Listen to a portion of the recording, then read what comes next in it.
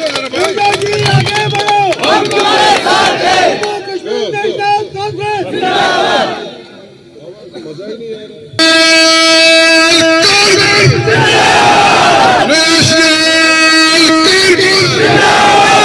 पूजा जी आगे बढ़ो, हम तुम्हारे साथ हैं। पूजा जी आगे बढ़ो, हम तुम्हारे साथ हैं। पूजा जी आगे बढ़ो, हम तुम्हारे साथ हैं। शुक्रिया।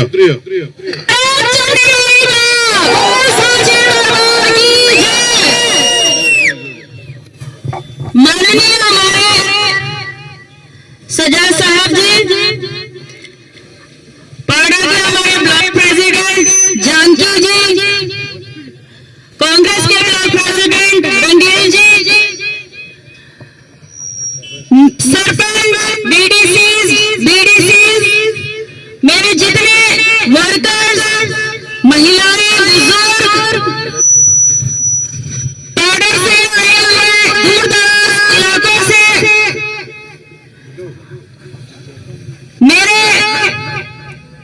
मेरे को सुनने जो लोग आए हैं, उन सभी को मेरी तरफ से दोनों हाथ जोड़ के नमस्कार और चरण वंदना।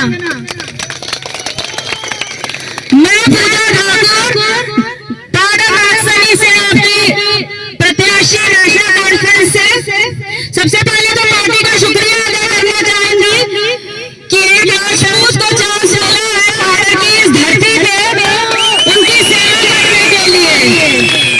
पार्टी में और भी लोग हैं जो मुझसे काबिल, मुझसे ज्यादा एक्सपीरियंस होल्डर, पर फिर भी पार्टी ने मुझे चुना, इसके लिए मैं उनका शुक्रिया अदा करती हूँ।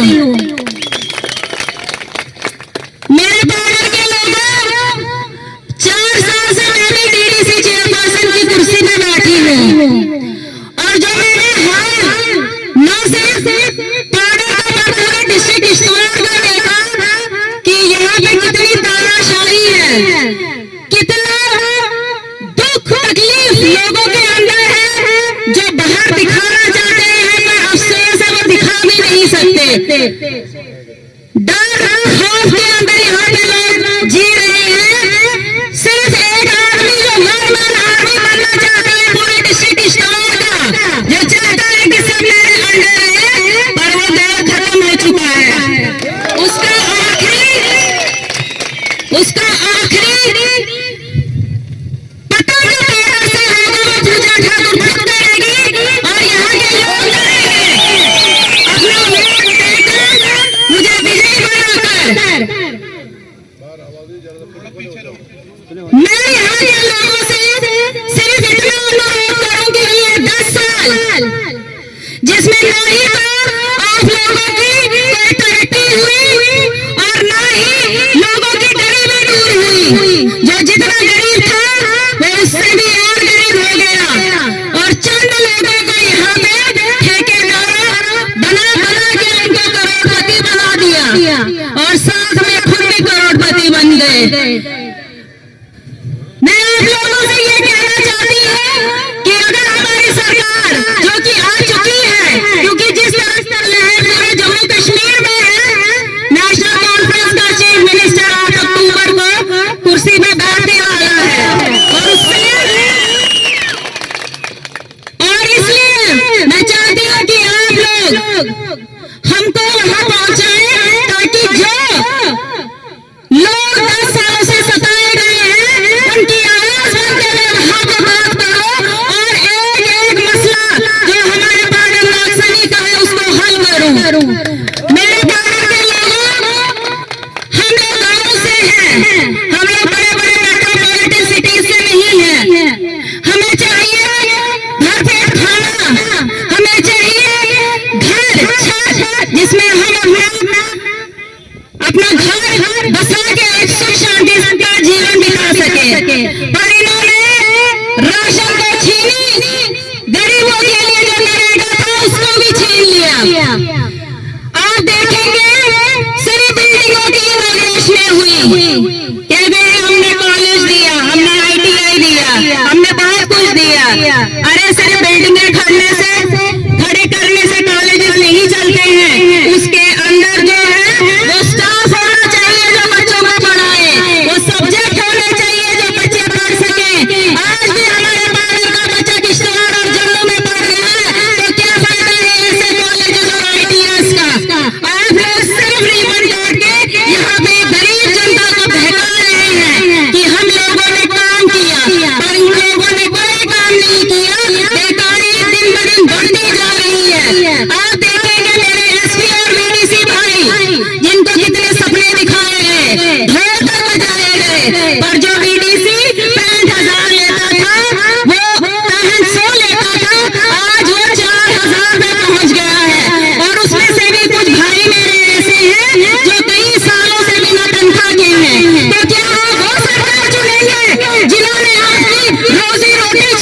ली। 4 प्रोजेक्ट होने के नाते भी यहाँ पे किसी को रोजगार नहीं दिया गया। मैं चाहती हूँ कि सुनील शर्मा को मैं यहाँ से कहूंगी कि आप ओपन डिबेट मेरे साथ करें कि पाउडर और नर्सरी में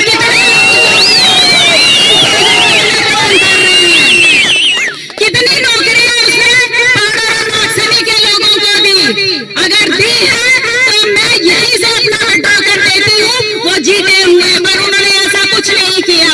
उन्होंने किया तो सिर्फ अपने आप को बढ़ाने के लिए, अपने आप को सिर्फ ये दिखाने के लिए कि मैं हूँ किश्तवाड़ का राजा और कोई नहीं। तानाशाह सरकार बना के इन्होंने यहाँ रखी है। परंतु मैं इतना ही आप लोगों से कहना चाहूंगी कि 18 तारीख को आपका भी समय है। आप लोग घरों से निकले। आज तक ये लोग हिंदू मुस्लिम सिर्फ हिंदू मुस्लिम करके आप लोगों से वोट लेते थे। आज भी वो आएंगे और कहेंगे कि भाई हिंदू खतरे में है, वोट जो है हमें ही डालना। अगर एनसी आई तो आतंकवाद आएगा। अरे आतंकवाद तो 2010 में ही खत्म हो गया, तो कौन सा आतंकवाद? जब आपकी सरकार थी सेंटर में भी और यहाँ पे भी, तो हमारे भाई लोगों की किलिंग्स किश्तवाड़ में की गई। जब मिलिटेंसी पीक पे थी उन लोगों का बाल तक भी बाका नहीं किया गया। पर आपके दौर में उनको सरेआम सड़कों पे मारा गया और आज भी उनका कातिल कहीं नहीं है। क्यों अभी तक उन कातिलों को नहीं पकड़ पाए और आज कह रहे हैं कि नेशनल कॉन्फ्रेंस आतंकवाद लाएगी। असली आतंकवादी तो इनकी पार्टियों में है, जो OGW और एक्स मिलिटेंट इन्होंने बिठा के रखे हैं। अगर ये लोग इतने ही सनातनी हैं, अगर ये इतने ही हिंदुत्व वाले हैं, तो ऐसे लोगों को अपनी पार्टी में जगह देने का क्या मतलब है? ये लोगों को बेवकूफ बनाते हैं, ये अंदर कुछ और बाहर कुछ दिखाते हैं। आज इन्होंने एक और तंत्र आजमाया है कि लिस्ट दे दो, हम आपको कंपनियों में लगाएंगे। लिस्ट दे दो, हम आपको BDC मेंबर्स बनाएंगे। और मेरे भाइयों, ये सिर्फ 18 तारीख की लिस्ट है। 18 तारीख के बाद ये लिस्ट आपकी डस्टबिनों में होगी। इन्होंने सिर्फ अपना मतलब निकालना है और फिर तानाशाह जो है बनना है। वोट खरीदे जा रहे हैं पैसों से, क्योंकि इनके पास इतना काला धन है, कहाँ खर्च करें समझ ही नहीं आता है। सारे प्रोजेक्ट्स इनका पूरा इलेक्शन स्पॉन्सर कर रहे हैं। इनका पैसा, इनका गाड़ी, इनका खाना। ये ऐसे लोग हैं कि ये खुद कैंपेन नहीं कर रहे हैं, क्योंकि इनको पता है अगर हम गाँव में जाएंगे तो लोग हमसे सवाल पूछेंगे। बाहर से इन लोगों ने कैंपेनर्स मंगवाए हैं कि आप जाओ और मोदी का नाम ले लेके वोट मांगो। इससे बड़ी शर्म